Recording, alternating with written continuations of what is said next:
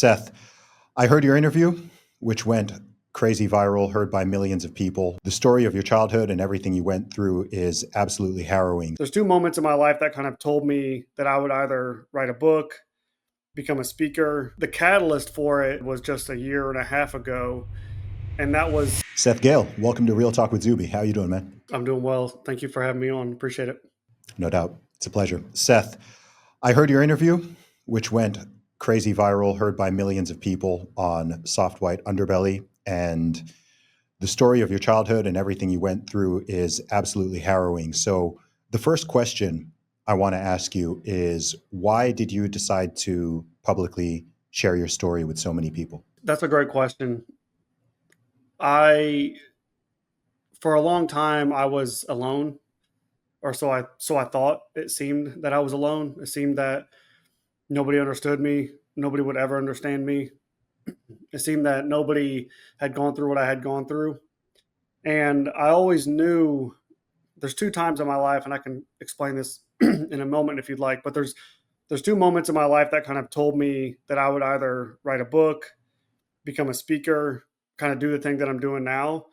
But what the catalyst for it in my adulthood was just a year and a half ago, and that was seeing another man share his story in a way that was captivating, powerful, and he was an imposing man. His name's Clark Fredericks. He was also in Soft White Underbelly, and we have a similar story. And so when I saw him share his story and the way he spoke about it, just raw and authentic and real, that was really the catalyst. That was like, Seth, it's time. Like, you need to speak up now. Like, you're not alone. There are other people out here like you.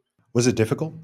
Initially, yes. Initially, when I so the first time I shared my story, I sat down. It was literally just me, my jiu-jitsu coach, and two of my buddies. We sat down in a room. We put on three cameras, and I said, "Hey guys, I'm just going to tell you my story here." And they didn't even know my story.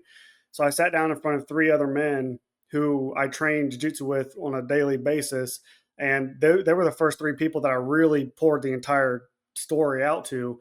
And that interview has since been taken down by YouTube, but that was like a 3.5 hour conversation, and I stumbled over my words. My story was kind of all over the place. I couldn't find the right things to say, and it was just difficult talking about the worst things that you've ever gone through, especially in front of three men who've never heard the story before, and they're very close to you. They know you. It's very personal, and I cried a lot during that.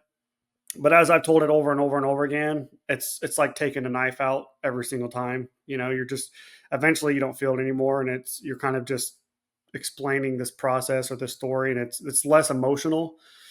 Sometimes the emotions get there, but for the most part, it's a personal story. So there's like that level of difficulty every time. But yeah, initially it was challenging. It was very difficult. When I did Soft White Underbelly, I thought that I was good. I thought that I was like, all right, yeah, I'm fine. Like, there's no emotional parts of the story anymore. I can tell it very plainly.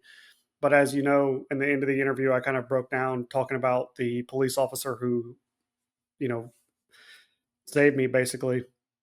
Um, but even in that, it was therapeutic. Like, I talked about it recently, where that moment where I cried about that officer was very therapeutic. It was very healing to say that. It was difficult. It was hard to talk about it, but I mean, I felt the pain like leaving my body. Yeah, something I found kind of fascinating with that interview is the moment that made you cry was one of the most joyful parts of the story. Like, I've been doing podcasting for over 6 years, and I've had, gosh, I mean, hundreds of conversations recorded, but obviously thousands and thousands in person. And I've heard a lot of stories from people all over the world, and some sad ones, like lots of terrible things. There's a lot of bad things that go on in this world.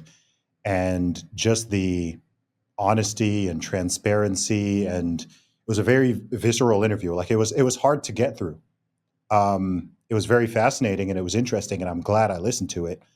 But I was just like, holy moly! Like, I'm not a particularly emotionally charged person in general, but I was, man, I got I was angry. I was upset. I was like frustrated because the I don't know. It's so weird. We know that bad things happen in this world, and we know that bad things happen to men and to women and to children.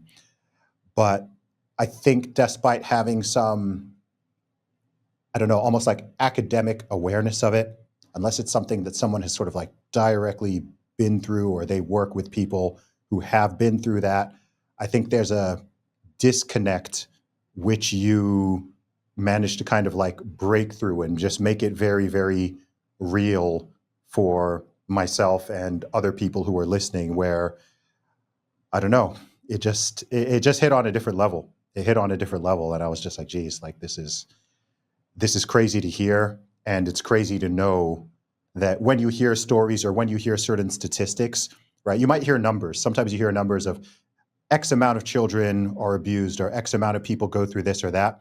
And I think there's something in our brain which it kind of registers as a number, right? It registers as a stat, and you might be like, oh, that's awful, but it doesn't really have a lot of context. But then when you think that each story is something like what you went through, some sort of version or modification of that, then it makes the whole thing a lot more a lot more real and a lot more disturbing. And I just really felt something like, gosh, like more people need to this can't and should not this can't and shouldn't happen. There should not be any sort of normalization, let alone acceptance, or just kind of a shrug of the shoulders of, oh well, that's just what people go through. You know, it's interesting you say it like that because I it's interesting that my story comes off in a way that's it does catch that attention. It does it's like it makes it real. It makes it very real. Whereas, like you said, we hear these statistics, we hear these like stories, we hear these kind of things that people go through, but for some reason, the way that it's told or the way that it's explained, it just doesn't seem like it's actually happening almost. And I think the way I try to tell my story, these things are happening like next door, and it's a lot of times when you hear somebody tell a story like this, it is so emotional from them that it makes it hard to almost pay attention. It almost makes it hard to like realize uh, the point of the story or the effects of it all. So that's why even in that interview, I try to be like very. Whenever I speak to a crowd, I try to be very calm and collected because I don't want people to get caught up in the emotions and then it becomes this like shocking the shock factor. I don't tell my story for like a shock factor. I don't explain these details to be like gross and gruesome and visceral, you know. But I do tell I do tell a lot of the details of what happened to me because I think when people hear about these things that happen to children, especially,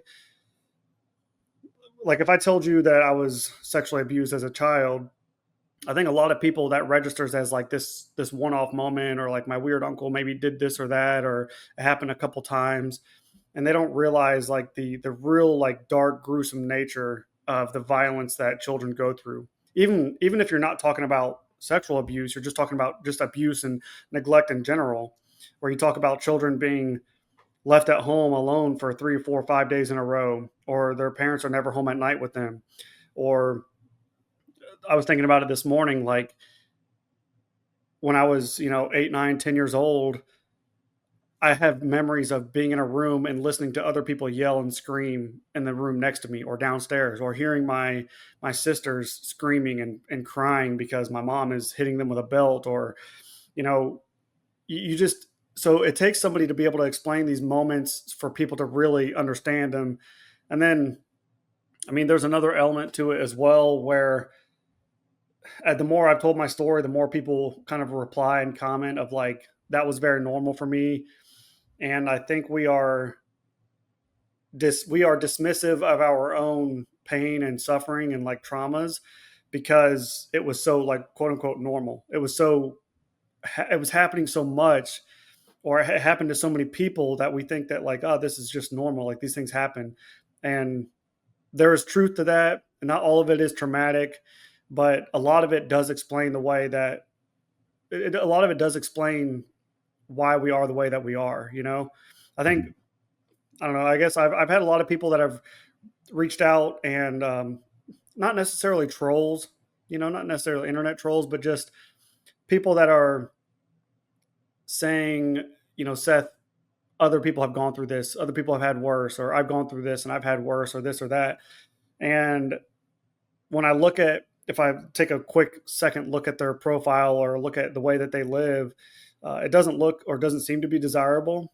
And I'm not really one to judge, I guess, but when you look at the way people handle relationships nowadays, especially as it relates to marriage and being a parent, when you look at the way that our generation is handling these things, where the divorce rate is so high, there's so many single parents, there's all these children that are growing up being abused and neglected still.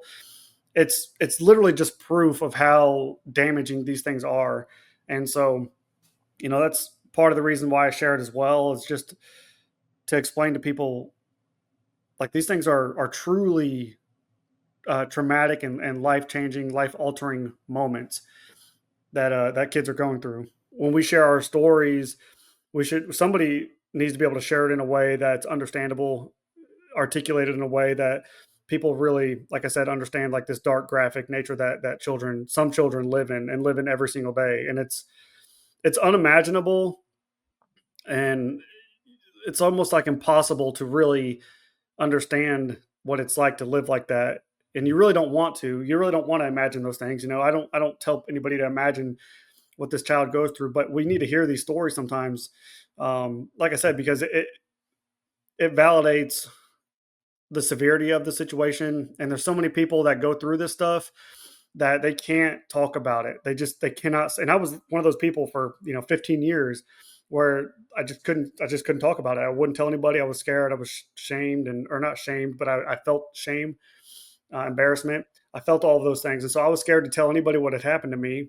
And now I'm kind of on the other side of that, where I'm able to kind of speak freely and openly about it. And I almost challenge people to ask me the most difficult questions, so that we can get to the root of this, and we can get to understanding the psyche of people like me. So yeah, it's complicated.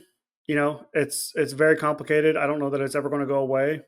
It's always going to be here. We're always going to have these problems for, I think, many reasons. But Sin exists, and some sins are far more grave and heinous than others. But in the same way that we haven't managed to, quote unquote, solve murder or solve theft or solve assault or things, these are sadly part of the dark side of the human spirit, the human possibility. Like, we have the capability to do good, incredible good, and we also have the capability to do incredible evil. I often say that human beings are simultaneously the best and worst thing on this planet.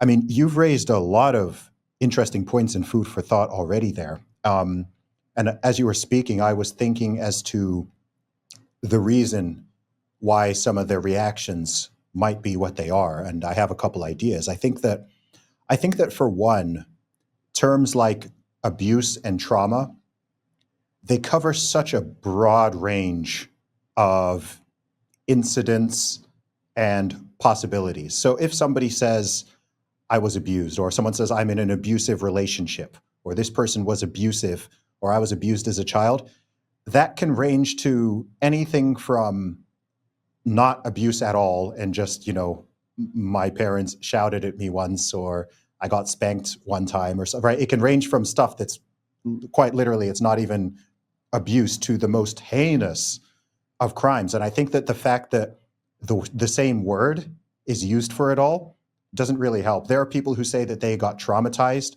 because they went through, a breakup with someone who's they've been dating for 6 months. And then there are people who say they're traumatized because they were in the military and they went to war and they saw their friends and their buddies get shot up and blown up right next to them. But both of those things are called trauma. And I think that in this sort of therapeutic culture that we particularly have now in the West, these words are kind of being bandied around too much. I call it label inflation. It's like the words are being diluted. So if everything starts to fall under the banner of abuse, or everything is being called trauma, how do we separate what someone like yourself went through as a child from the person who kind of heard these words and maybe, they kind of think it's trendy to say, oh, I was traumatized or I have PTSD or whatever. And they're kind of using these words just very loosely and flagrantly. And I think there's a danger to that. It doesn't just happen with these words, it happens with other labels. But I think there's a danger because it becomes harder to differentiate the level of seriousness with which to take things. So I think that's definitely a factor. And I think another one, just the other point I'll make on this is that, I always say most people are decent or at least trying to be. Most people are not, we're all capable of evil and we've all done things that are bad, but most people are, pretty decent people. Like I've been to a lot of countries, a lot of cities, I've met a lot of people. I've never been to a place and I'm like, oh my gosh, like the majority of people are awful. So I think because of that, it's very hard to sort of fathom some of these stories because it seems like almost impossible. Like when I listen to your story, I'm just like, oh my gosh, like you were failed so many times by so many different adults. It's not like, okay, there was one person. Obviously, there's the main criminal here who's the primary abuser, but it's just like, oh my gosh, at every single, so many different levels, this is a failing, this is a failing, this is a failing. And I think as an adult, you look at that and you're just like, geez, like no child should have to should have to go through any of this. It's not just like one person was messing up here. It's just like layers upon layers upon layers, and it's going on for years and years and years. And I think that's also the part of it that sort of really struck me as, yeah, this wasn't just a one off type situation. Um, this is something over the course of years, and there's other people involved who could have intervened at this point or at that point, and it just didn't happen. Yeah, I think you bring up some very, very great points. And you might be the only other person I've ever heard talk about that first point you made, because it's a risky thing to say, in the sense of like, not everything is trauma. And like you said, we have this blanket statement of like, oh, I was traumatized or I was abused. And it's like, well, what does that mean? And it reminds me of, I had this, I won't get off on a tangent here, but I had a conversation with I went to this men's retreat out in LA. And one of the guys that was in this group, there was three of us. One of the guys that was in the group was black, and he was born and raised in Michigan. Tough place, I think, like Detroit, Michigan. And so tough place to grow up. But he had talked about how he had grown up with racism and battled racism his whole life, being a black man in America. And so I was curious, like, what does that mean? Like, what does that mean? Like, can you explain that to me? Like, racist could be a lot of things. It could be remarks, it could be actions, it could be, it could be there's this blanket statement of like, I've battled racism. Well, um, the reason why I asked him that was like, look, man, the reason why I tell my story the way I tell it is because people say they were traumatized and abused all the time, and we don't understand what that means. When somebody said, just like you had just said, it could mean all of these things.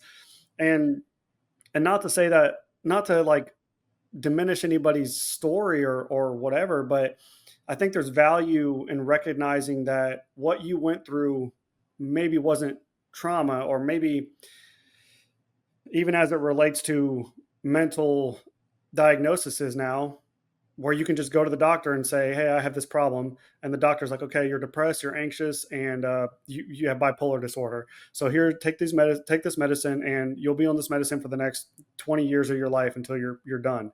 You know, I could go to the doctor and sit and tell them all the things that I've gone through, and they would diagnose me with whatever I wanted to get.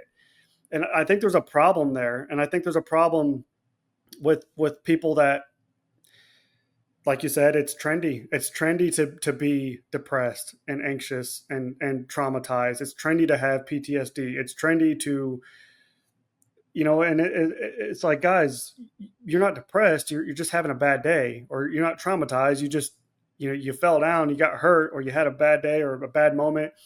Um, you know, but because of the world we live in and the cancel culture and this, like, you have to accept everybody's thing for what they're saying to be true. It makes it hard to get past these things, and so people get stuck in this like little well of trauma, and they're stuck in there. And as long as they have like their trauma to hang on to, Nobody can tell them anything, and they can say whatever they want and be whoever they want and act any kind of way. And it's unfortunate. It's like that's like the kind of mold that I'm trying to break, where it's like, yeah, man, I went through some hard times too. I didn't have the worst life. I had a very difficult life, but I also understand and recognize that, like, I've been to other countries, I've been all around the world, and I've seen kids who grow up with rockets and bombs over their heads every day, and I'm thankful that I didn't grow up like that. At least I was born and raised in a country where I have freedom and the ability to do things that I to control my own life when I become an adult. So I think there's a lot of value in recognizing that. And like you said, the blanket statement of trauma and abuse, it's, if you're not willing, I guess you have to be willing to explain those things. You have to be willing to tell people like what that means to you, or what it was to you. So I think there's a lot to explore there. But whenever I do tell my story, that's what makes it so difficult, I think, for other people, is like, uh, you want to ask questions, and it's, my story is truly unbelievable. It's like, man, like, no, why would you go back? Why would you do these things? Why did you let this happen? It went on for so long. Like, how did these things happen? It seems unbelievable. And if we don't ask the questions to figure out like how these things happen, then we're never going to really truly understand it. And once again, with these stories, when you ask people these questions, you get attacked. You'll be attacked for, like, how dare you say that somebody's trauma is not their trauma? Like, everybody's trauma is different. Everybody reacts to things differently. And like, all of those things are true, yes, but it would be ignorant and wrong of me, for example, to talk about my military service and tell you that, I'm this, you know, I've been to combat, and I've been to Afghanistan, and I'm severely traumatized because of my deployments. It would be so wrong of me to say those things, because my deployment was easy. I never had to shoot anybody. I was never fired at directly. There were some rockets that came in. Did those things affect me? Do they affect me a little bit today? Yes. Was it this debilitating traumatic event? No, it was not. But in the world that we live in, I could talk about those things. And I've actually even been on a podcast before where the host was kept circling back to that, like, you are a hero, you went to war, and you served. And it's like, okay, I understand. I appreciate I did serve. I did a lot of things that a lot of people wouldn't do. I understand that, and I accept that. But I'm not going to talk about my military service like it was some grand thing. I did my job. I'm not dismissing it, but I'm not embellishing it, I guess, is the right way to put it. Like, I'm not going to embellish my deployment and say that all of these things happened, or it made me feel this kind of way. I could talk about it that way, and I could like make this big story out of it and make everybody emotionally charged about, oh wow, he was a childhood trauma survivor, and then he went to the military and all this trauma in the military, and it just wasn't the case. So I'm not going to talk about it that way. So I think that the whole trauma thing is, it's difficult to get people to understand that, not everything is trauma. Not everything has to be this grand moment, and it's okay if it's not. It's okay. Like, if you don't have this crazy story, like, you're not any worse, and I'm not any better for telling my story. That's such a good point, because I think the danger with it becoming a trend, it sounds even a little bit glib to say that, but there's truth to it, is it makes it sound like, there might be someone who hears me say that and they think, I'm trying to minimize other people's suffering, or I'm trying to minimize someone's pain, or I'm not taking it seriously. And it's not that. It's, we have gradations of things in life. So something can be bad. We all suffer. I mean, we're all human beings. We've all been through suffering. We've all been through pain. We've all been through joy and happy times in our lives. But there are degrees to it. I remember once seeing, I think it was just like a post on Twitter or X, and it was going viral, and it was kind of saying how, like, the essence was everybody has trauma, and I was like, I don't like that. Like, if I look at my life, thankfully, I would never describe any aspect of my childhood or my adulthood as traumatic, because there are people who have been through, like, firstly, I've had a great life. Like, I'm very thankful for my life and for my parents. But, like, to me, it's like that would be disrespectful. I'm like, that is disrespectful of the people who have, like, truly, truly been through some horrendous stuff. So I think to just kind of come out there and just say, okay, yeah, well, everyone's traumatized, like like God, I was like, that's just not true.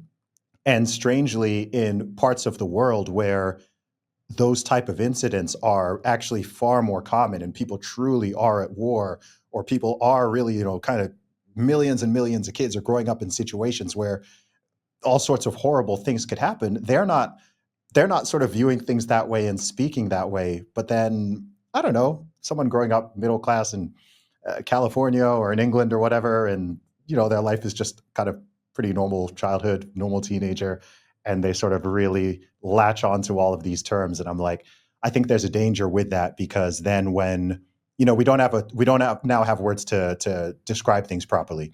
You talked about another term earlier on, when you were talking about your friend, we now hear more terms like racism or white supremacy or calling people Nazis or all this. I'm like, guys, like, tone this down, because that's very, very charged and very specific language. Like, words do have definitions.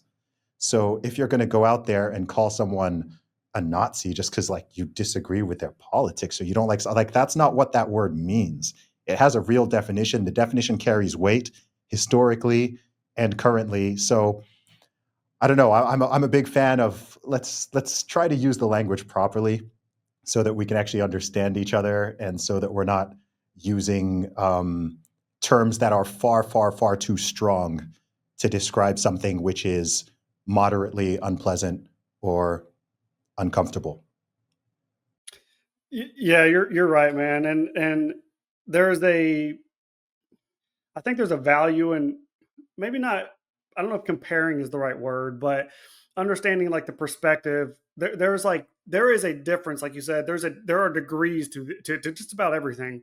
And when we speak in absolutes, where we say, everybody has trauma, well, like you said, not everybody has trauma. But when you make those statements, it's like somebody will hear that and latch onto it and say, oh yeah, I do have trauma. This thing was traumatic. And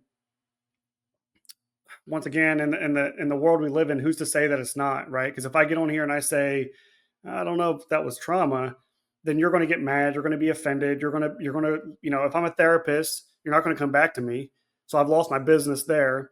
So there's a lot there with that. There are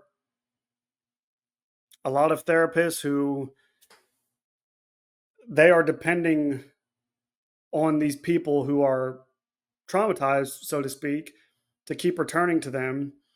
To The therapist basically creates this dependence on this person, where this person depends on the therapist to make any kind of decision, any kind of life, whatever moments happen, they have to go to the therapist and consult with their therapist before they do anything. And like you said a minute ago, with like the Western idea of like therapy and trauma and putting this blanket over everything, and it's a lot of times it's these people that are, they're living very good lives. They have access to everything that they need, versus these countries that have nothing. They have no idea what trauma is. They are just living like it is just their life, and it may be traumatic. It does. Like I think I always kind of relate back to, I guess, Afghanistan, just because I've been there.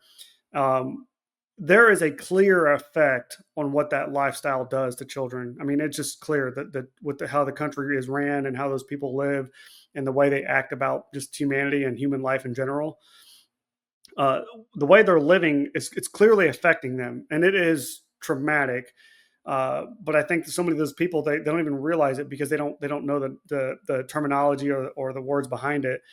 And I think that, I guess, in America, and I mean, I've not been to any other, what's the word? Maybe like advanced countries other than America.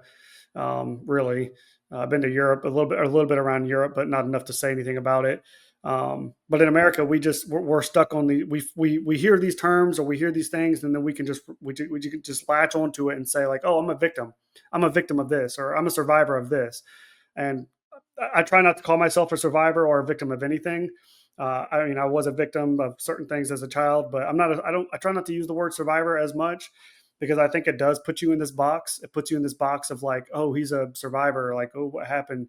And it creates this like mysterious, like, we need to be careful around him, or we need to walk in eggshells around him. And in reality, like, you don't. And because of the things that I've gone through, nobody owes me anything. I don't deserve any kind of like higher level of respect or like caution, or it's my responsibility basically to live the right way and to treat people the right way. I have not always been like that, you know. I was like most people, living with that survivor victim mentality of, you don't know what I've been through, you don't know what I've gone through, you know, you don't understand me, and so then I act a certain way or be a certain way. And there is there are a lot of people that live like that, but it all kind of circles back to that culture that we live in now, you know, where you can't tell anybody, you can't have like an opposing opinion, or even just a challenging opinion of like, man, would you call that trauma? Would you call that abuse?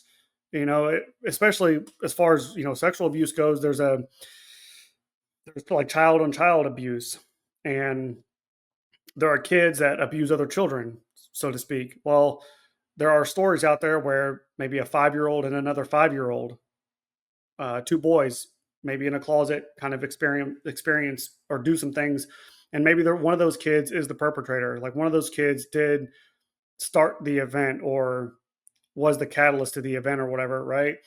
And I'm kind of speaking on a specific story that I know of, and I know this kid, or I know this guy now, and I've even gone to him and I've questioned him, like, hey man, like, because whenever this guy would tell his story, he calls this kid an abuser, and he calls himself a survivor of childhood sexual abuse. And for me to label another child as an abuser, for me, it would have to be something like egregious and just violent, you know. And while this kid did perform sexual acts on another child, they were both 5 years old. It only happened a few times.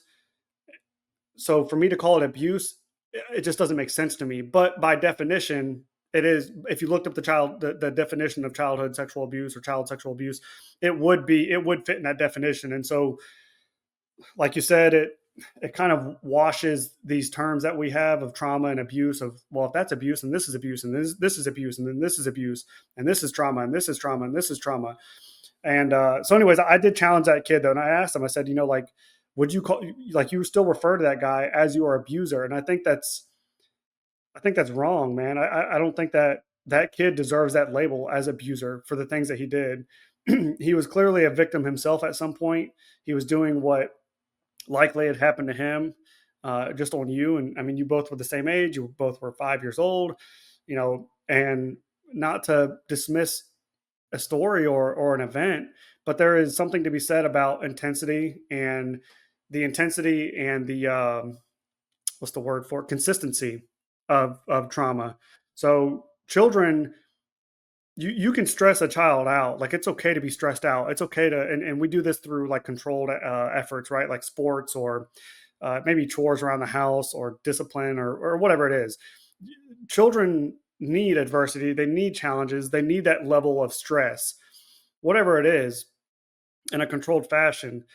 But the consistency and the intensity of that is kind of what turns it into this traumatic moment, right? If it's an extremely intense moment for just even one time, like as an adult, maybe if a adult woman or man is raped, that's a very intense moment.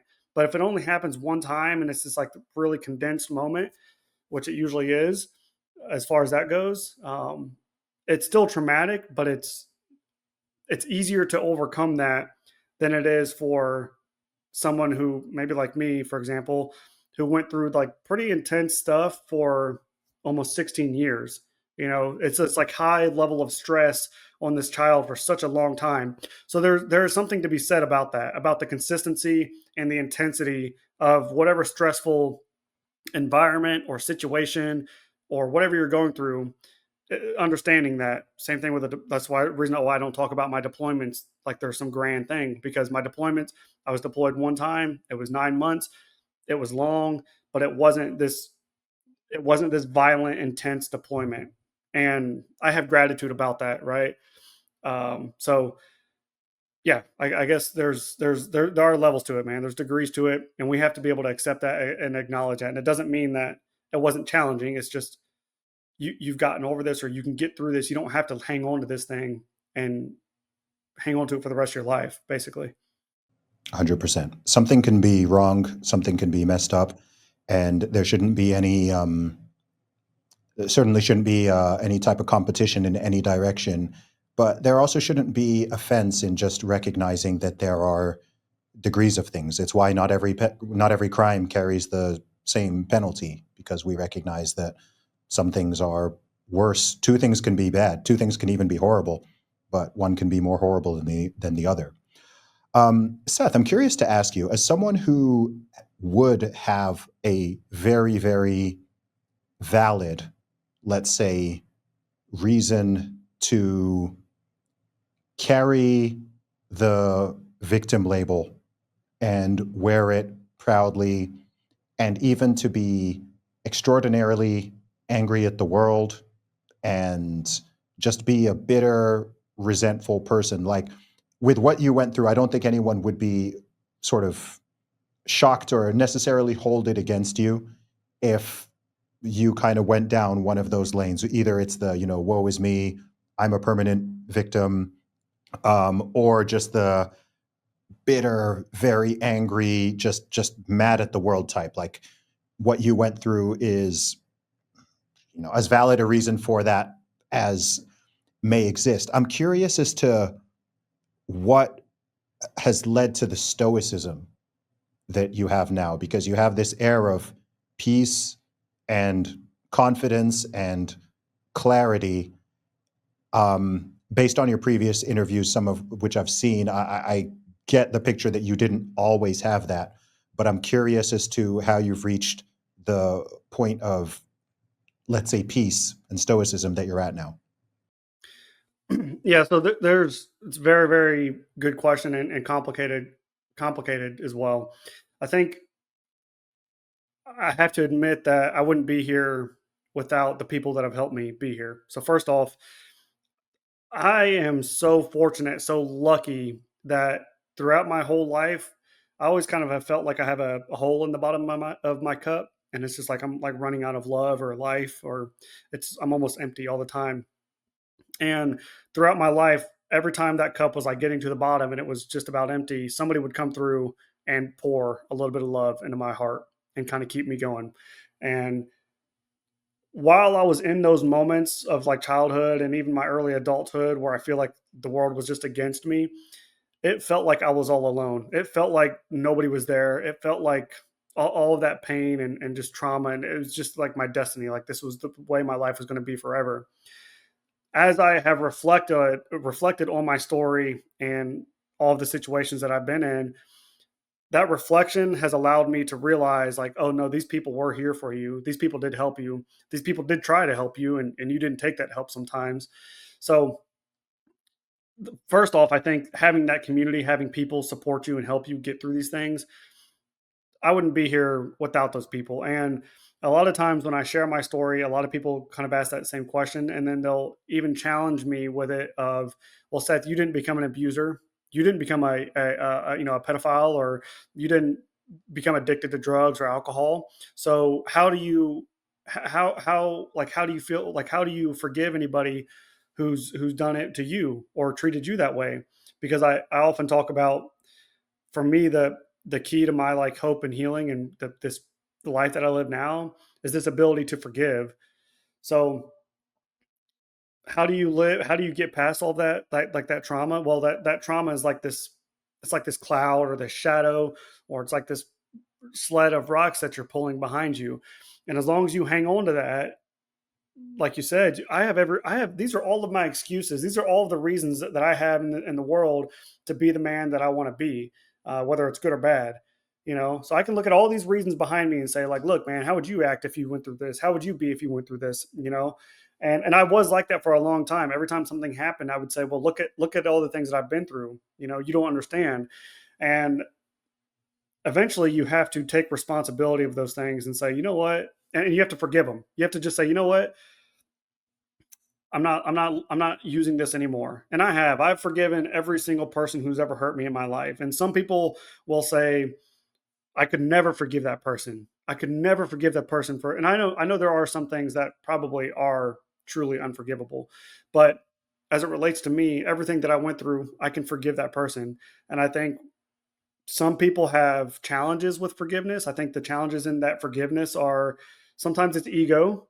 Sometimes it's like, I would never, and once again, this is to the Western culture of like ego, of I would never let anybody treat me that way. I would never let a man talk to me that way. I would never let my husband treat me that way, or my father, or my mother, or my friend, or, I would never let somebody abuse me. Like I would have ran away, or I would have maybe killed that person, or I wouldn't have gone back. It's like, so there's this ego, there's this inflated ego of like how proud you are of yourself. And so therefore you can't forgive this person because it's like vulnerability, to just say like, it's okay, man, like this person messed up. So I think the ego is the challenge.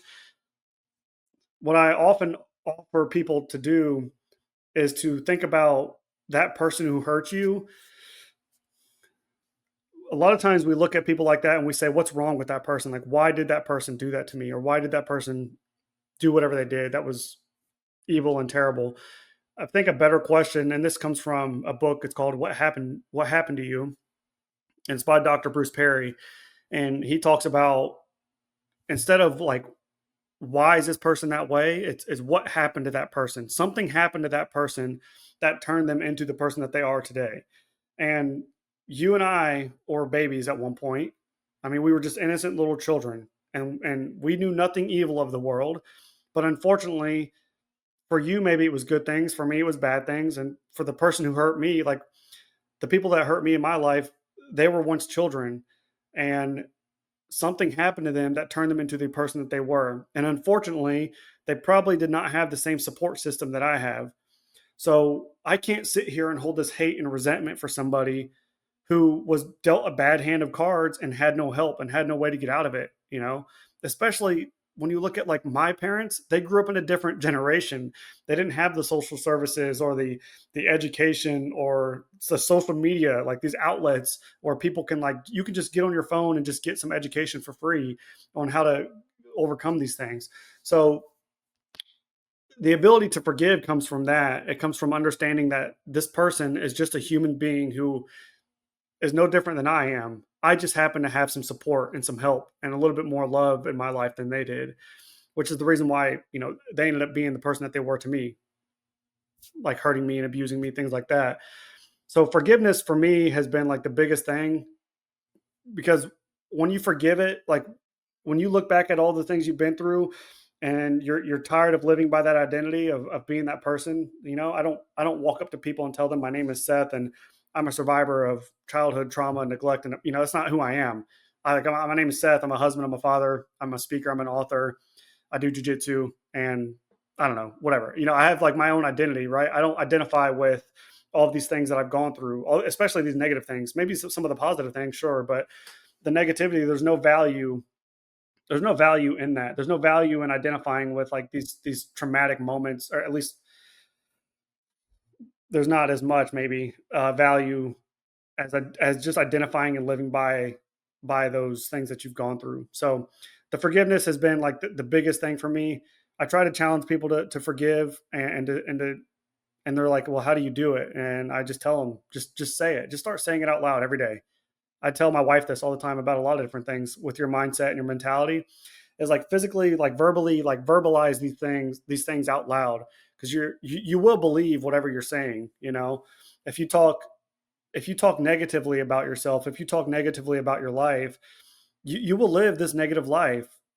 There's like sports psychology is very similar to this. You have to manifest. If you go out there and you manifest a win, and you manifest like how these plays are going to happen, and what's going to happen if you catch the ball here, and or you're in this area of the court or the field, like what happens if this player is in this position.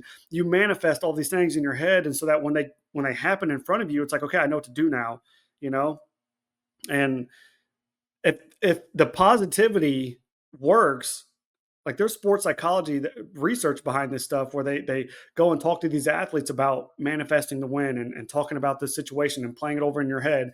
If all that positive talk works, I mean that's just proof that the negative talk works as well. In the reverse direction, right? So many people that I talk to, man, they're just like, I can't do that. I can't be like you. I can't get outside. I can't, it's like, no, you can. You're just choosing not to. You can forgive. You're just choosing not to. And it's not ever going to be this like linear path. You're never going to be like, okay, I'm better now. I still have my days that I struggle. I think that I guess the last thing I'll say to that point is we put this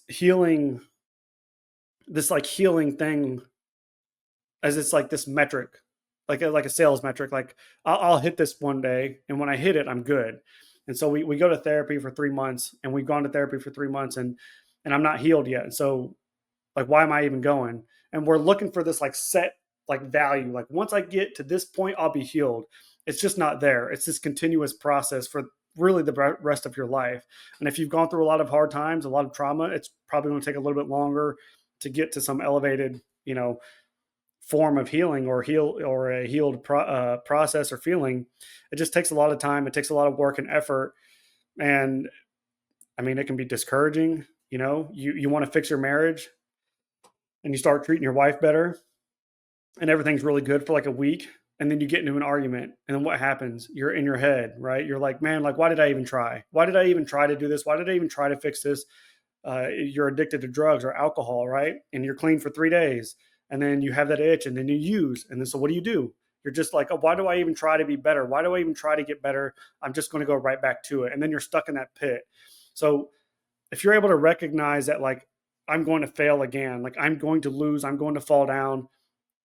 That's for me. That works for me. It's like I know that I'm going to mess up in the next week or two or the next month or two. I know it's going to happen. I'm going to have a setback, a failure, but it's all just a learning opportunity, a learning curve, and I'm going to get back up and get back on the saddle. Like this is part of the process. This is what it takes. Um, it's a multi-layer, like faceted thing, but you just have to be willing to get in that arena and fight, man. And people are going to chirp. They're going to talk shit if you, excuse me. They're going to say things if you. They're going to talk if you do or you don't. Right? If you're in the arena and you're fighting, you win. You could have done better, and if you lose, well, you should have done this. So Man, you bring up so many good points. I have a question, which is something that I often ponder, but due to your statements on forgiveness and asking the question of what happened to someone for them to behave and be a certain way, I often wonder, and I'm curious to get your take on how do you balance, how do we as a society balance the concepts of understanding how people's backgrounds and environments and experiences shape them, and the concept of personal responsibility and accountability. Because, as we've said, I mean, you have taken extreme responsibility and accountability, and you're able to get on with your life and be successful in your career and have your family and raise children. And you went through some of the most horrible stuff in your past and in your childhood, and it happened for years. And yet you took that responsibility. You're not using that as an excuse, and you're going that way. At the same time, there could be another version of Seth uh, who didn't go that way, and let's say even went on to become a criminal yourself and get involved in all this horrible, awful self. And obviously, we someone could look at that and recognize, okay, well, this makes sense given his childhood, or maybe we can understand it from these terms. But then you're not quite putting the necessary responsibility and accountability on that person of like, hey, well, lots of people go through all sorts of terrible stuff. That's not an excuse to become a criminal. That's not an excuse to become an abuser, and so on. So how do we balance those things, which are, there's like a degree of truth to both of them for sure. How do we navigate that? that's a $1 million question right there. I think what helps is having a level of empathy for people. I think it's probably empathy and ego. So you have to be able to put yourself in that person's shoes. For a long time, like I looked at other people the same way I was just talking about, like, well, I never became an addict. I never became an alcoholic. I never did that. I never did anything wrong. So why can't you? Like, why can't you fix yourself? Own the situation, be responsible, whatever, right? All of the buzzwords that you can attack somebody with for using their victimhood. Um, the more I've learned about trauma, the more I've learned about, especially the effects of like childhood trauma, the more I've realized like some of these things are some situations are truly insurmountable. Like it just there are some things that some people how do you get through that, man? Like when you are turned into, for example, a when you're trafficked, sex trafficked at a young age, 8, 9, 10 years old, how do you recover from that? You know, and especially if it goes on for a long time, how do you recover from that? Like I don't know. I'd have to ask somebody like that. Like, how did you get through that? Like what's keeping you going? You know. So now, as the path that I kind of went down in this last year is that I almost kind of succumbed to that ultimate empathetic person who it didn't matter what somebody went through. I was just like, yeah, man, that's tough. I understand why you are the way you are. And so then you start to like get away from that responsibility piece where you're just like you were just saying, you just feel so bad for this person that it's like, man, I get it. I understand that's why you are, and it's not your fault and it's not their fault. But that's where you have to realize, like, you know, it's not your fault what happened to you. I understand why you are the way you are, but you need to take some responsibility now and start doing the right things. I think something that holds people back too is maybe their value. Like they don't value themselves, and so if you don't value yourself or you don't think you hold any value, why would you try to be better? Like you don't if you don't deserve things, then you're not going to go after them. You know, you just kind of feel that way. You feel like worthless. But telling somebody that that balance between understanding what they went through and then responsibility, it's tough. I think that we have so much ego in ourselves that like I did, where I looked at people and I said, I got out of it. Like, why can't you? So you have to kind of remove that ego as well. Um, I have to remove the ego when I'm looking at other people and saying, like, I get it. I know where they're coming from. Some people it just takes longer. Some people never get out of it. I think that the things you go through, they're never really an excuse to be a horrible person or to do horrible things. But some of those things, like they really do change the way your brain operates. They really do change the, I mean, there are studies that have shown with adverse childhood experiences that, you know, your your likelihood of becoming this or that is multiplied by 10 or 15 or 20, whatever it is, whether it's a, you know, an addict, abuser, whatever it is, heart diseases.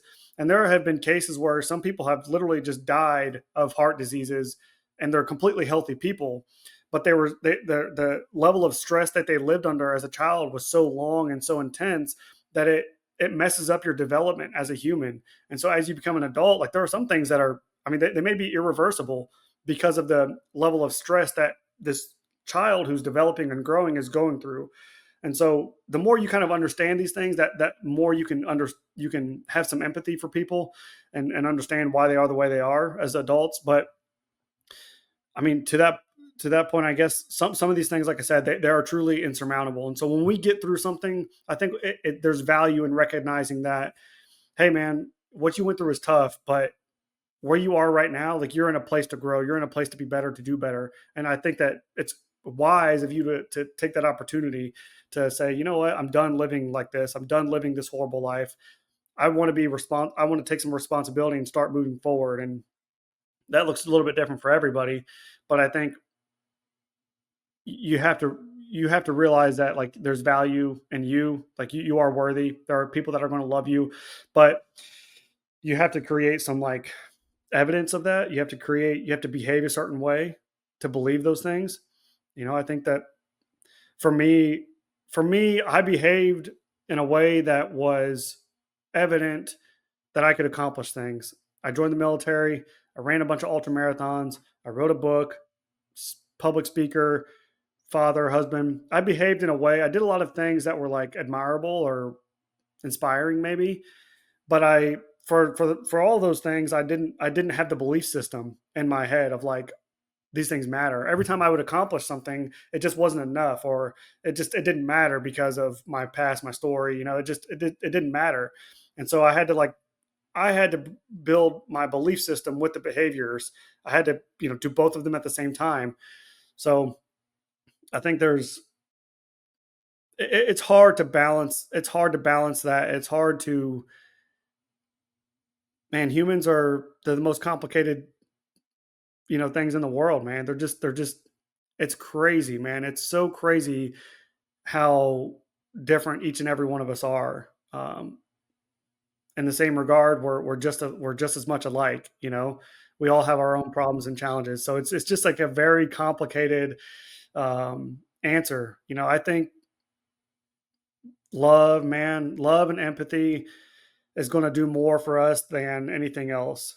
We are so polarizing. We are so ready to attack and to blame and to suggest whatever versus just like loving people through whatever problems they're going through. I wouldn't be here if my wife did not love me through all of the freaking stupid things that I've done to her, to my family, in my life. And I just wouldn't be here, man. And so I was telling her that like a week or two ago. I was telling her, I'm no different. Like I said a minute ago, I'm no different than everybody else. I've just had people who loved me like relentlessly, and just refused to give up on me. With that though, I have also changed. Every single one of these moments, I have taken that opportunity of like, okay, I'm going to do better now. I will do better now. I will make an effort to be better from this point forward. And it's just hard, man. It's very hard. But I try to share my story so that people know that it is possible. Like it is possible to go through these things and to overcome it and to survive and to live a life worth living and to be happy and positive. And like that's the reason why I share my story is it's hard, it's complicated, but it's possible. How has your life changed since going public with your story and doing all of these interviews and speaking engagements over the years? Yeah, so well, I've only been telling my story now for about a year and a half, I guess, Okay. publicly. Um, but it's crazy, man. I get a lot of messages of like, Seth, you have no idea what your story means to me, or you have no idea, how, yeah, I guess what your story means to me, or you were able to say the words that I could never find. And I've healed so much through your story, and I can't thank you enough. And I think the best thing about all of this is I can look at those messages. I can tell those people, no, I do understand. I understand exactly what you're saying because I was once in your shoes where I messaged somebody on social media and said, you have no idea what that interview meant to me. Like your words that you were speaking about, whatever, helped me heal so much. And so for me to be on the receiving end of those messages, it's humbling. It's humbling. I have a level of gratitude uh, that is just indescribable. Like I can't. My wife asked me the other day too. She said, why do you feel like you have to respond to everybody? Why do you feel like you have to respond to all the emails and all the messages? And I told her, I said, Autumn, I said, because I know how much it means. When that person fires back to you and they're like, hey, man, I get it. Hey, thanks for listening. Thanks for watching. Keep going. Like just little messages, just acknowledging the fact that I've reached out to you. It means so freaking much to me, man. And so when people reach out to me, as long as it deems a response, I will respond back to them as much as I can. I mean, I'm kind of flooded with it, but I do take time. I do take time out of my day to sit down and just make an effort to respond to these people with a heartfelt message. It's crazy, man. A year and a half ago, I had deleted my book for the third time. I was like, I'm not going to write this thing. Like, nobody cares. Nobody's going to listen. Nobody's going to watch it, whatever. And I finally sat down and decided to say, you know what? This is it. I'm going to publish this book. I'm going to write this story. I don't care if it helps one person or 100 people. And lo and behold, 2 or 3 months after I published my book, I became an Amazon bestseller in several categories. I hit in the top 1,000 books on Amazon, which is kind of crazy because there's over 44 million books. But in addition to all that, like I have people who request me to write them a personalized message and ship out this book, to them. And it's just, I'm so fortunate, man. I'm just fortunate. Like I have gratitude and I'm just blessed to be here. I'm lucky to be here. I don't think my life has changed like you would imagine maybe a celebrity, Like I would never call myself a celebrity or my daughter asked me if I'm famous now. And I don't think I'm nowhere I'm nowhere near what she thinks I might be. But I know that, some people call me a hero and I know what that feels like. I know what it feels like to look at somebody like a hero because I look at other people like they're my heroes and they don't have massive followings. They may not even have social media, but they're my heroes. So being able to recognize that has been really cool. I mean, that's probably the biggest life changing thing for me is understanding how much my stories helped other people. It just feels so, it's incredible. It's incredible. That's awesome, man. Well, firstly, man, in response to that, congratulations. Like, I feel I'm proud of you. I haven't had a chance to, meet you and shake your hand yet, but from the small interaction we've already had, I'm like, man, I'm proud of this guy. Like, I love hearing this. I'm like smiling as you're saying a lot of these things. It's really interesting, regardless of what your background and message is, putting things out there publicly in this online and social media world. Um, I mean, I've been doing this my entire life in some form now, my entire adult life, starting out with just music, but then also moving into podcasts and writing and just post social media posts and so on. It's been like 20 years. And one of the strongest things that I've learned is just the power of letting people know that they're not alone. That is tremendous. I think it's often underestimated just how many people are going through stuff and how much loneliness there is. And on a day-to-day basis, there's like 3 to 4 billion people on social media. Billions of people every week, and everyone is, in a different situation. And there are people who have, been through things somewhere along the lines of what you went through as a child in some facet, and they relate to it. There's other people, majority of people have not been through something like that, but by listening to it, it builds empathy, it builds understanding. It's like, geez, like this is something that it builds awareness. It's like, man, this is something people really go through, and you can still take something from it, whether you directly relate or not. So that sense of just letting people know, like, look, you're not alone. And then also just offering people hope and encouragement. I think there's so many people in their day-to-day life, in their real world surroundings, they just don't get any encouragement. They don't get a lot of words of positivity, sadly. No one is there motivating them or uplifting them. And it might seem kind of strange to most people that someone would like go on the internet, go on YouTube or go on X or go on Instagram to get like motivation or to find someone to inspire them or to give them a message or something. And I've had so many moments that, whether it's bumping into a supporter in the real world or receiving a certain type of DM with like these long DMs where people are just telling you their story and telling you the impact, and you're just like, man, I didn't.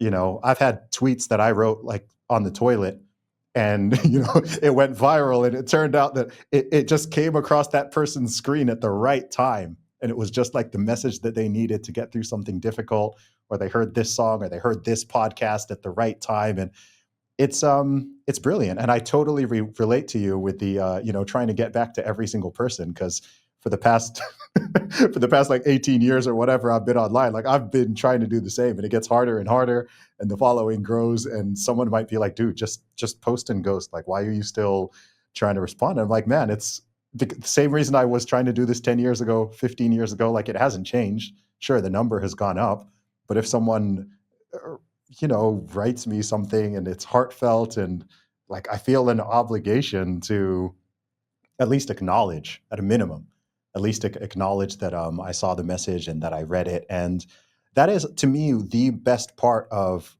the internet world, the ability to just connect with people like that, the ability for us to have this conversation across, thousands of miles, and then I can post a link and we can share this to people.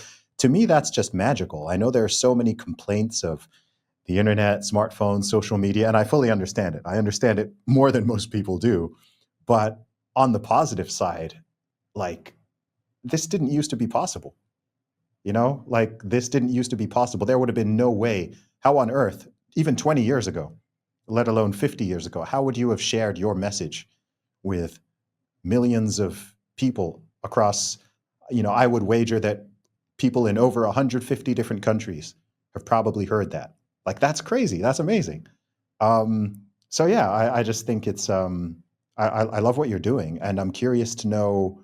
Actually, before I ask I have two more questions I want to ask you. One's kind of a closing question, but before that one, I know that you're married and you're a father. I'm curious to know how either of those things, whether it's getting married or becoming a father or the combination, how that has, what sort of insight has that given you on your own childhood? For a lot of people, it's very difficult. For a lot of people, being married, I mean, for me, it's difficult too. I think it's more difficult for others. Being married has been a very, very challenging for me. I feel incredible as it stands today with my marriage. Like, I feel amazing. And like most marriages, I had a very like puppy dog era of like the first year or two. Me and my wife were just, we're infatuated with each other. But then the feelings of like self worth kind of took over, and this like imposter syndrome. My whole life, all I wanted, and like most people like me, they just want a husband or a wife. They want this beautiful, like typical American upbringing, a flag on the front porch, German Shepherd in the front yard, and the kids and the white picket fence. Like, you want all of those things. And then as soon as I got those things, I mean, I had it all. I mean, I was in the 82nd Airborne Division in the Army with a German Shepherd, a wife, and a daughter. Like, literally picture book. And I felt so out of place. I felt just, I didn't deserve it. I felt shame and just that imposter syndrome.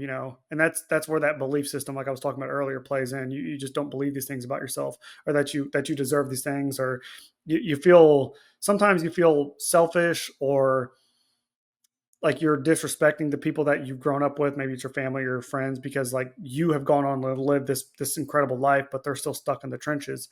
So you feel those kind of ways. So the marriage has been very difficult. I know, George. I kind of found you through George Hayworth, and George kind of really helped me kind of reframe my thoughts on my wife and my marriage, and he really helped me get through a lot of that about a year ago. But as it relates to being a father, especially parenting, being a father to me has been very natural. It's not been this like challenging thing, or I had to like navigate and like figure out how to do it. For me, being a father is very natural. And that's probably partially due to my immature nature and loving to laugh and joke and play.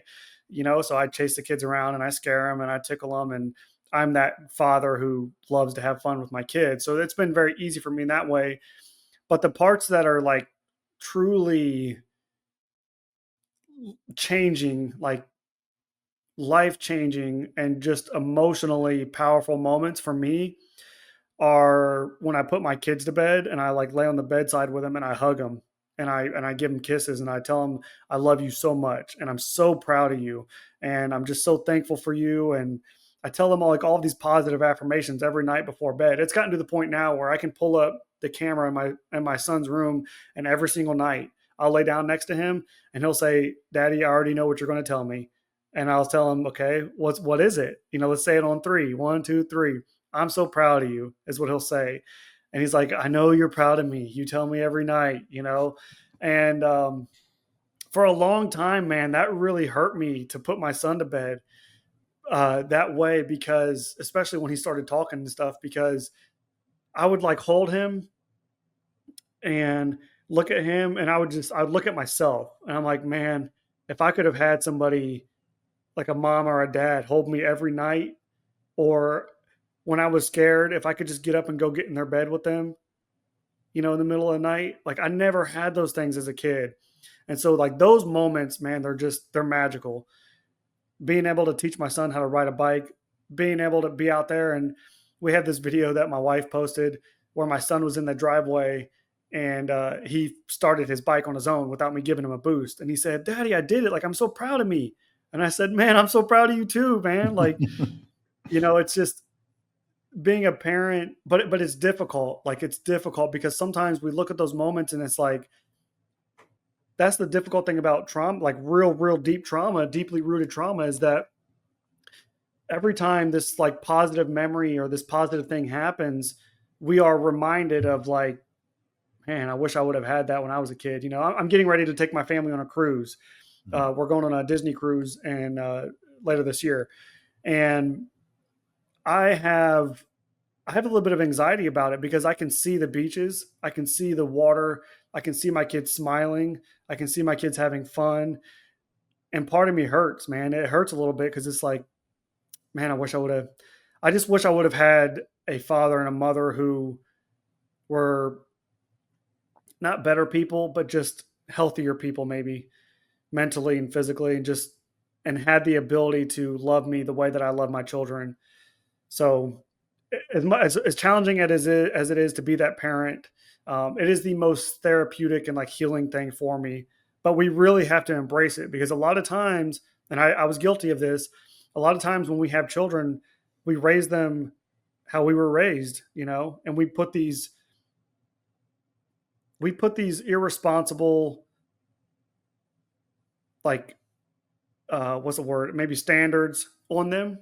We want them to perform expectations. We have these unrealistic expectations of our kids because of how we were raised. When I was 5 years old, I was doing laundry. I was 5, 6 years old doing the laundry, washing the dishes, cooking food in the microwave. And so I look at my own children like, why can't they clean their room sometimes? But I have to realize that like these are just kids, man. Like let them be loved and happy and let them mess up and make mistakes.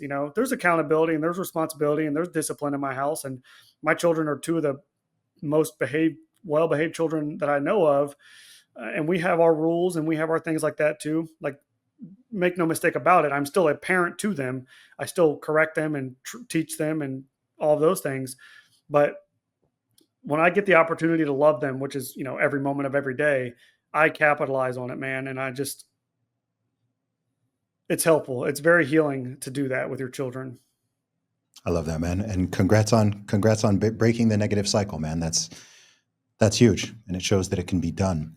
I am curious, what's your relationship like with are both of your parents still? Both your parents are still around? They're still alive. I don't really have Okay. much of a relationship with them. Basically, Okay. they live in that victimhood kind of place. I have a better relationship with my father because I don't know, whatever. He was out of I mean, he spent most of my life in prison. So I have a better relationship with him, but like I wouldn't call it a relationship. We talk maybe Yeah. a couple times a year. So Okay. Got it. And what's next for you? what's next? I've got. Let's see. I've got the notes, and I'm putting together the elements of the next book, which is probably a year and a half or so from now. It'll be more focused on like a lot of these questions that you've asked me of overcoming these things and how I've kind of processed them. In a very, I try to make my message very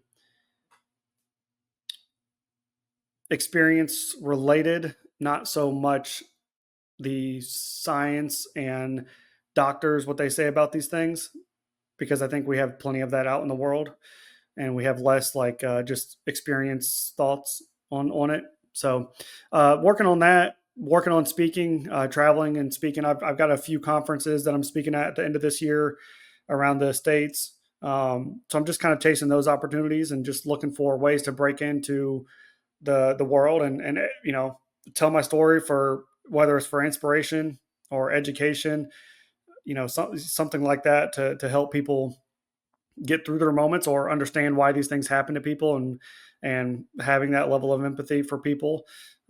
So yeah, that's kind of it. I've got my third baby's going to be be born here in September. You know, So it's funny. I forgot to say this during the this whole like fatherhood talk, but when my wife was pregnant with my first two children, I was talking to her about this. Like I had such a hard time with my first two kids because I was so damaged and broken. Like it was so hard, not necessarily to be a father, but to be a husband during those moments. It was hard for me to support my wife. In fact, I was just like kind of rude and kind of like just not a good husband. I just wasn't doing the right things. Didn't have the right level of love and attention and care for her. And so I'm particularly excited for this third child because I'm good. Like I'm good to go.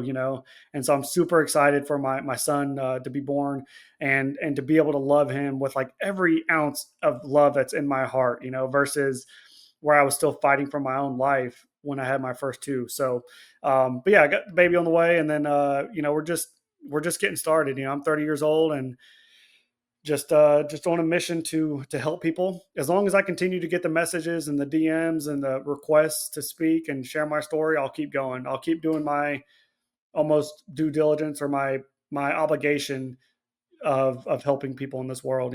So we need more love, less of this polarizing attacking of one another, and hopefully we continue to kind of shape the world into a better place.